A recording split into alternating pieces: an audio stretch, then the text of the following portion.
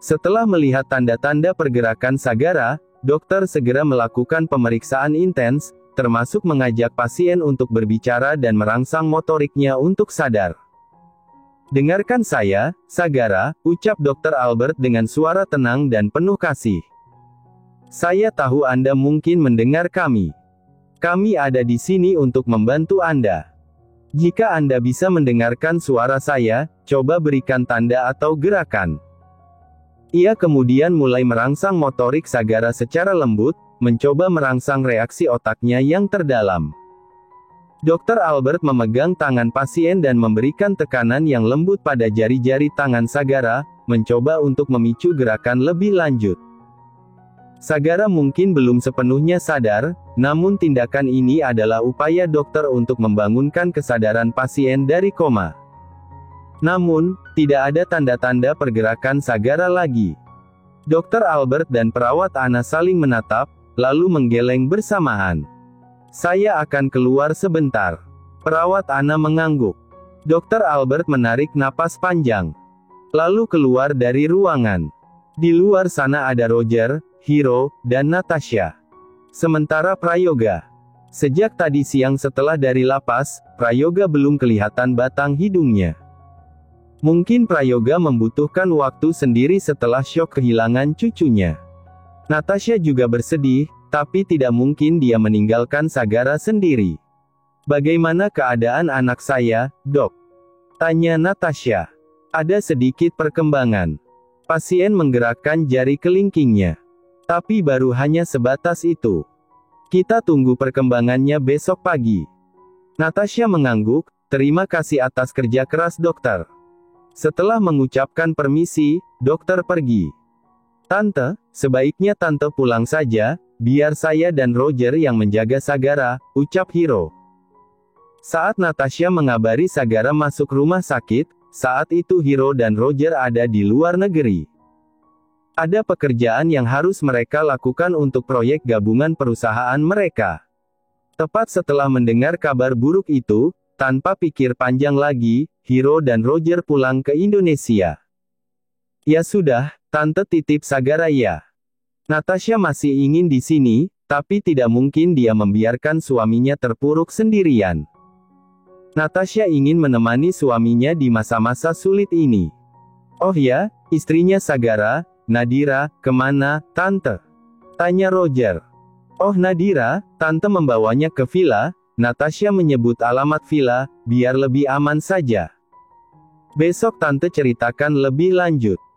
Tapi sekarang tante harus buru-buru pergi." Roger dan Hiro mengangguk bersamaan.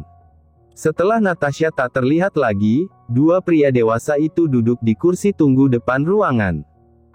"Lo udah tahu kasusnya?" tanya Roger. "Kayaknya seluruh rumah sakit sudah tahu." Roger mengangguk-angguk. "Menurut lo siapa pelakunya?" "Sekilas informasi yang gue dengar, Cassandra menuduh Nadira yang mendorongnya dari tangga sampai dia keguguran. Tapi Bu Emma mengaku dia mendorong Cassandra dan dipenjara. Akhirnya Bu Emma yang dipenjara." "Gue nggak tahu." Hiro melingkarkan tangan di dada, menyandarkan kepala di tembok dan memejamkan mata. Sementara di sisi lain, Derek masih menemani istrinya yang berteriak histeris. Di sana juga ada Dr. Merlin dan Dr. Satya yang menenangkan putri mereka. Cassandra berakting dan pura-pura syok setelah kehilangan janinnya. "Kembalikan anakku, Hicks. Kembalikan. Tenang, sayang, tenang." Derek duduk di tepi berangkar dan memeluk istrinya untuk menenangkan. "Anak kita meninggal, Kak. Anak yang kita tunggu-tunggu telah tiada." Derek juga tak kuasa menahan air mata. Ia semakin mengeratkan pelukan untuk memberikan kekuatan pada istrinya, sekaligus mencari kekuatan untuk dirinya sendiri. Derek terpukul, sangat-sangat terpukul atas kehilangan ini. Tapi Cassandra, yang mengandung pasti jauh lebih terpukul. "Tenang, sayang. Tenang. Bagaimana aku bisa tenang sedangkan anak yang kita telah pergi, Kak? Aku yang membunuhnya. Aku yang tidak berhati-hati. Seandainya aku mampu melawan Nadira, aku tidak akan jatuh dari tangga." "Tidak, sayang. Bukan salah kamu, semua ini kecelakaan. Kecelakaan. Kecelakaan ini disengaja, Kak. Nadira sengaja mendorongku agar anakku keguguran, karena dia tahu anak kita adalah cucu pertama keluarga Erlangga. Dia iri sama aku, Kak. Cassandra menangis semakin histeris. Dan kakak tahu apa yang membuatku sangat marah. Nadira bebas. Dia tidak mendapatkan hukuman apa-apa. Bu Emma menggantikannya di penjara. Bayi yang ada dalam kandungannya juga baik-baik saja. Sedangkan aku menderita di sini. Aku kehilangan anakku. Aku nggak rela kan, Kak. Aku nggak mau Nadira bahagia. Mendengar tangisan histeris istrinya membuat hati Derek geram luar biasa. Non, ayo makan malam dulu. Sekitar jam 8 malam, Nadira terbangun. Kepalanya terasa berkali lipat lebih pusing dari sebelumnya. Nyeri sekali dan kulit kepalanya terasa perih. Sekujur tubuhnya juga terasa sakit. Mungkin ini efek dari jambakan dan siksaan yang ia dapatkan dari keluarga mertua. Non baik-baik saja. Apa ada yang sakit? Kalau gitu saya panggilkan Nyonya Natasha. Dia adalah perawat Susi, yang disewa Natasha juga untuk menjaga Nadira. Karena seluruh bodyguard laki-laki, tidak mungkin mereka yang merawat Nadira, jadi Natasha menyewa perawat perempuan. Tidak perlu. Aku baik-baik saja. Yakin, Non? Iya, Nadira mengangguk dan tersenyum, sini makanannya. Setelah aku makan pasti kondisiku membaik. Mungkin aku lemas karena aku belum makan. Iya, Non. Saya suapi. Dengan teladan dan hati-hati perawat Susi menyuapi Nadira. Perawat Susi adalah salah satu perawat di rumah sakit Erlangga Hospital. Sehingga menjadi suatu kehormatan baginya bisa melayani salah satu keluarga inti pemilik rumah sakit tempatnya bekerja. Sekali dipanggil seperti ini, akan mendapatkan bonus yang sangat besar. Ini, Non, obatnya. Selesai makan Susi membantu Nadira minum obat. Non mau mandi? Atau cuci muka? Saya bantu ke kamar mandi. Mungkin nanti saja. Aku masih ingin begini. Sekarang Nadira duduk selonjoran di kamar dengan 3 bantal berada di belakang punggungnya. Ya sudah kalau begitu, saya ke dapur dulu, saya akan memotong beberapa buah-buahan untuk Nona. Terima kasih. Sama-sama, Nona.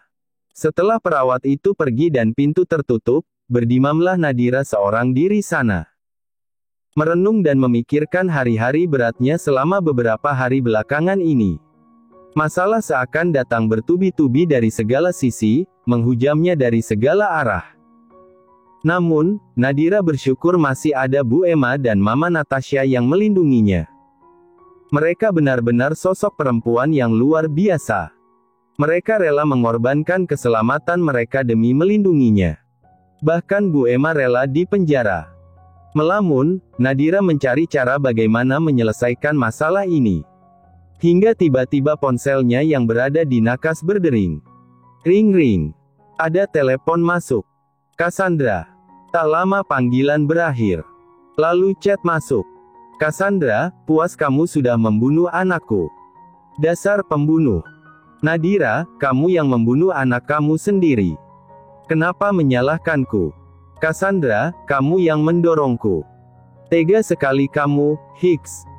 Nadira, nggak perlu bersandiwara Cassandra, hanya ada kita berdua di sini. Aku sudah pernah tanyakan waktu itu. Nggak lelah bersandiwara terus.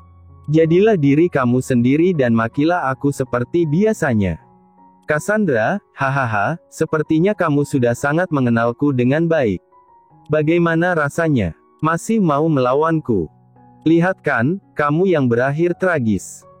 Padahal aku sudah memperingatkan kamu sejak awal, jangan main-main denganku. Gimana rasanya ditampar papa mertua dan dijambak kakak ipar? Pasti nikmat sekali ya hahaha. Nadira, tidak perlu tertawa, kamu juga akan merasakannya suatu hari nanti. Cassandra, oh jelas tidak mungkin. Aku punya orang tua, tidak seperti kamu yang yatim piatu. Orang tuaku akan selalu melindungiku. Mau kamu ngomong sampai mulut berbusa pun, tidak akan ada yang percaya ucapan kamu. Kamu pikir setelah Sagara bangun dia akan membantu kamu? Jelas tidak. Dia juga akan ikut menyiksa kamu seperti Kak Derek dan Papa Prayoga. Karena Sagara pernah berjanji padaku akan membasmi habis siapapun yang mencoba menyakitiku, termasuk kamu. Nadira mengerutkan dahi. Cassandra, aku nggak ngerti kenapa kamu sepercaya diri ini Sagara akan melindungi kamu dan anak kamu. Ingat Nadira, sejak awal Sagara tidak menginginkan kamu hamil. Dia terpaksa menggakui anak dalam perut kamu karena sudah terlanjur ada. Oh ya, aku ingat, kamu pernah tanya, kenapa aku yakin Sagara akan memilihku. Karena video ini. Cassandra mengirim potongan video Cassandra menari di depan Sagara dengan baju seksi, lalu Sagara memeluknya dan menindih tubuhnya di kasur. Seketika tangan Nadira gemetar. Men-zoom untuk meyakinkan diri bahwa laki-laki di video itu adalah suaminya. Cassandra masih ingat saat Sagara dan Derek bertengkar hari itu, gara-gara aku menemui Sagara di hotel. Kami bertemu atas dasar suka sama suka. Kami bertemu untuk bercinta. Making love, Nadira. Kami bercinta berkali-kali di belakang kamu. Dan kamu masih mempertanyakan cinta Sagara padaku. Wake up palacur, kamu itu nothing. Tidak kuat melihat video itu, ponsel Nadira jatuh di pangkuan. Ingatan Nadira melayang pada hari itu. Saat itu, Nadira bertanya tentang alasan Sagara menemui Cassandra di hotel, sampai membuat Kak Derek marah dan memukulnya. Sagara mengatakan ada urusan bisnis. Saat itu Nadira tidak terlalu peduli dan tidak bertanya lebih lanjut, karena Nadira tidak mencintai Sagara. Terserah, Sagara ingin melakukan apa. Tapi sekarang, setelah cinta sudah tertanam kuat di hati Nadira, tanpa bisa ditahan rasa sakit itu menghujam hatinya. Kenyataan bahwa hubungan Sagara dan Cassandra yang sudah sejauh itu, sangat menyakitkan. Cassandra, aku harap setelah tahu kenyataan ini, kamu sadar diri dan pergi dari hidup Sagara. Bukan hanya Sagara, tapi juga pergi dari dunia kami. Dunia kami terlalu tinggi untuk gadis kampung seperti kamu Nadira. Dengan tangan gemetar, Nadira men-screenshot semua chat dan video Cassandra, lalu mengirim ke IG Derek. Nadira tidak punya nomor Derek. Satu-satunya cara untuk menghubungi Derek hanya menggunakan Instagram. Semoga Derek melihat isi DM-nya. Nadira ingin sekali mengupload video ini ke X-nya, bisa dipastikan mereka akan hancur. Reputasi keluarga Erlangga maupun keluarga Cassandra akan tercoreng. Tapi Mama Natasha, beliau juga akan terbawa-bawa. Apalagi beliau aktif di sosial media. Para wartawan pasti mengejar-ngejar Mama Natasha dan hidup Mama Natasha tidak akan damai. Nadira tidak mau menyakiti beliau. Cassandra, kenapa diam? Balas dong. Takut. Dasar pengecut. Nadira, semoga kamu panjang umur, Cassandra. Aku berharap kamu panjang umur dan menuai karmamu. Cassandra, karma. Hahaha. Najis. Karma itu hanya doa dari orang-orang lemah yang tidak bisa membalaskan dendamnya sendiri, kamu contohnya. Hahaha. Nadira, bukan tidak mau balas dendam, tapi aku tidak mau mengotori tanganku. Semesta selalu punya cara untuk hukum orang-orang seperti kamu dan keluarga kamu. Di tengah-tengah kesedihan Nadira, tiba-tiba pintu kamar dibuka. Nona. Tiba-tiba Susi datang dengan wajah panik. Ada apa, Mbak? Gawat, di luar ada yang datang, mereka berkelahi dengan bodyguard sewaan Nyonya. Ayo kita pergi, Non. Siapa? Aku tidak tahu, tapi sepertinya orang jahat. Ayo, Non. Perawat Susi memapah Nadira dan mengajaknya keluar kamar. Mereka menyusuri teras samping rumah menuju ke belakang rumah. Jangan kabur kalian. Susi dan Nadira sama-sama terkejut. Non kabur sendiri, saya akan mencoba menghadang orang itu. Tapi, tidak apa-apa. Bu Natasha memiliki peran yang besar dalam hidup saya. Saya sudah berjanji pada beliau akan menjaga Nona. Saya akan merasa bersalah seumur hidup jika terjadi sesuatu pada Nona. Jadi pergilah sejauh mungkin, saya akan mencoba menghadang orang ini. Nadira berlari sekuat yang dia bisa. Sementara Susi langsung menghalangi orang itu dengan menggigit tangannya. Laki-laki tinggi berpakaian serba hitam itu memekik dan memukul kepala Susi. Berteriak keras, laki-laki itu juga menendang kakinya, tapi Susi masih terus bertahan. Sementara Nadira terus berlari sambil memegang perutnya. Berlari cepat, kemana saja untuk mencari tempat persembunyian. Nadira tidak tahu siapa mereka. Entah apa tujuan mereka. Tapi pasti ada niat buruk. Berlari dan terus berlari namun.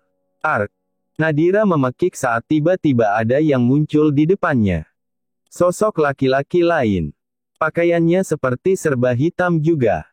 Jadi, yang datang bukan cuma satu orang.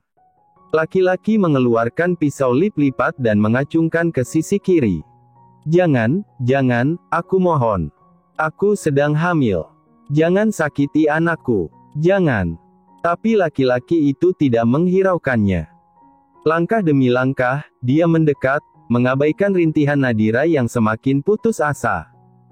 Dengan mata yang berkaca-kaca dan suara serak, Nadira terus memohon. Jangan, tolong. Nadira berbalik badan dengan niat untuk melarikan diri, tapi ketegangan membuat kakinya gemetar, dan tersandung. Dalam sekejap, tubuhnya jatuh ke tanah. Sedangkan pria itu semakin mendekat, bayangan pisau lipat yang mengancam menyelinap di bawah cahaya lampu taman rumah. Menjauh dariku, pergi. Ketika pisau itu diarahkan ke arah perut buncitnya, naluri bertahan hidup memicu refleks yang kuat. Dengan gerakan cepat, Nadira berguling ke sisi kanan, berusaha agar pisau itu tidak menancap ke perutnya. Namun, refleks tersebut memiliki konsekuensi yang menyakitkan. Saat Nadira berguling, perutnya tertindih oleh berat badannya sendiri, dan rasa sakit yang tiba-tiba luar biasa menusuknya. Dia merasa perutnya terjepit dan mendadak menjadi begitu nyeri sehingga dia hampir kehilangan kesadarannya. Sakit, tolong. Dengan gemetar dan mata berair, Nadira merangkak perlahan sambil memegang perutnya yang terluka. Rasa sakit yang tak terbayangkan membuatnya merintih, dan dia bisa merasakan denyut jantungnya berpacu.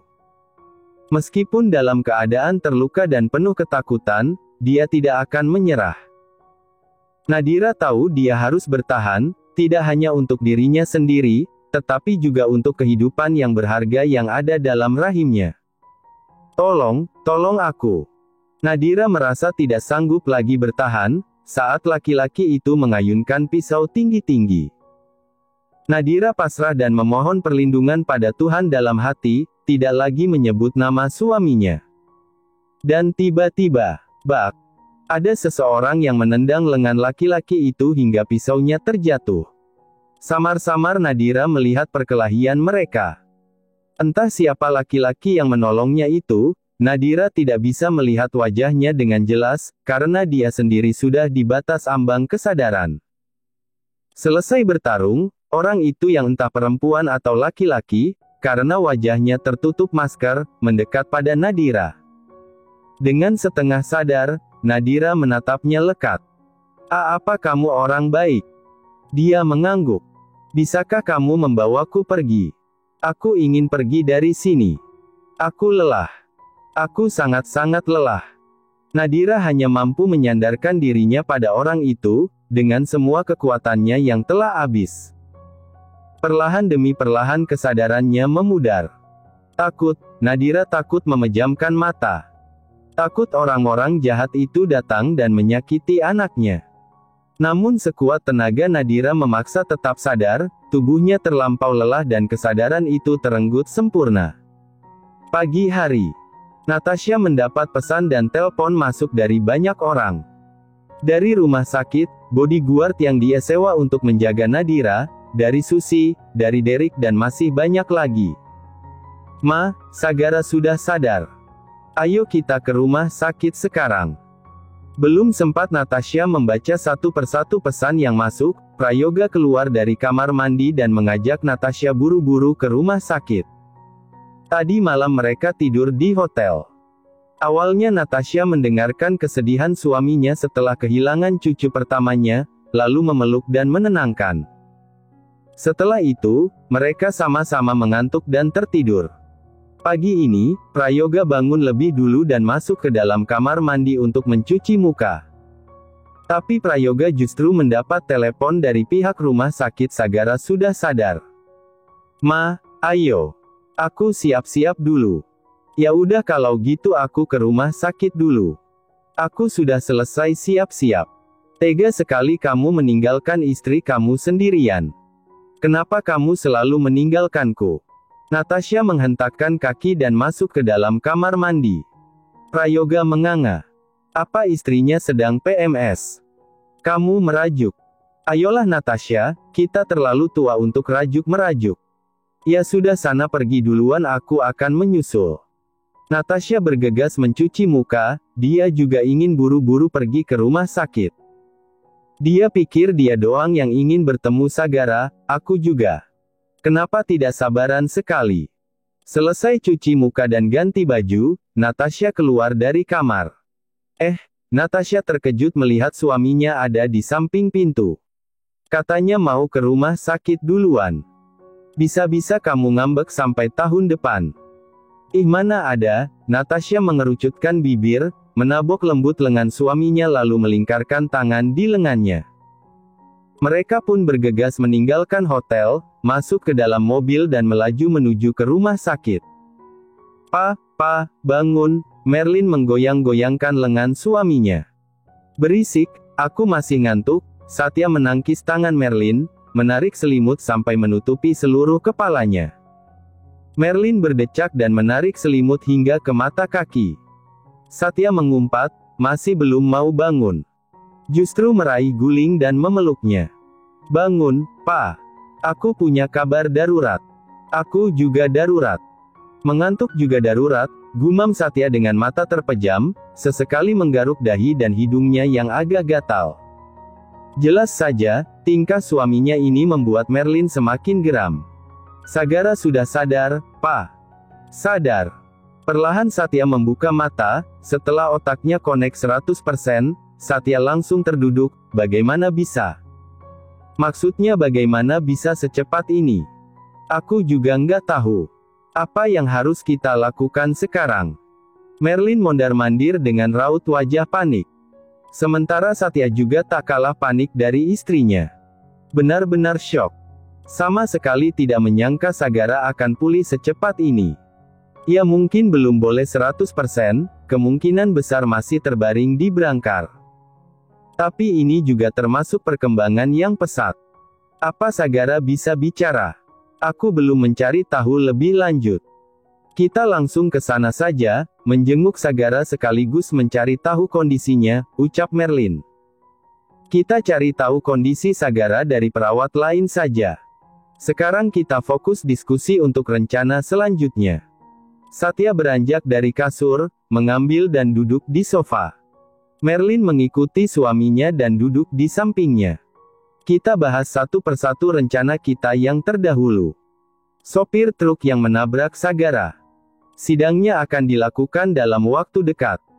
Kamu sudah pastikan sopir itu akan menggaku sesuai dengan perintah kita? Ya.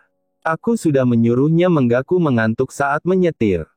Aku juga sudah menyiapkan beasiswa untuk putrinya yang masih SMA. Beasiswa kuliah kedokteran sampai lulus, sesuai perjanjian kita dengan sopir truk itu. Sejauh ini aman. Satya mengangguk. Terus kasus Cassandra. Derek belum tahu sampai sekarang. Tapi kalau Sagara sudah buka mulut, abis kita. Satya mengepalkan tangan dan menonjolkan pada pahanya sendiri. Tapi, Pa, selama Sagara tidak punya bukti ucapan Cassandra yang mengatakan dia keguguran, kita bisa menyangkalnya kan? Kita kompori saja Derek. Derek pasti akan menghajar Sagara kalau menuduh Cassandra berbohong. Satya mengangguk-angguk, tapi kalau Derek tahu, Derek pasti yang akan menonjok kita karena kita sudah mengadu domba dengan adik sendiri. Tidak masalah, Pak. Derek bodoh. Dia sudah cinta mati dengan putri kita. Apapun yang Cassandra katakan, Derek pasti langsung percaya. Benar juga. Oke, kita lihat saja ke depannya. Dokter terus memantau kondisi Sagara. Meskipun sudah sadar, Sagara masih belum bisa bicara dengan lancar. Prayoga dan Natasha, serta kedua sahabat Sagara, Hiro dan Roger setia menemaninya. Sagara juga sudah dipindahkan ke ruang rawat VVIP dengan alat-alat medis lengkap tentunya. Sayang, Mama senang sekali kamu sudah sadar. Natasha tak kuasa menahan sembari menggenggam erat tangan putranya. Sagara hanya mengerjapkan mata, lalu mengedarkan pandangan menatap satu persatu orang yang ada di sana. Namun dia tidak menemukan seseorang yang dia cari. Sagara menjauhkan pandangan sampai ke arah pintu dan seluruh ruangan. Namun tidak ada. Nak, kamu mencari siapa? Tanya Natasha. Sagara menunjukkan kebingungan. Dalam benaknya, dia terus mencari kehadiran sosok yang sangat ia rindukan. Istriku, Ma. Sagara terbata-bata. Nat-natku, di mana?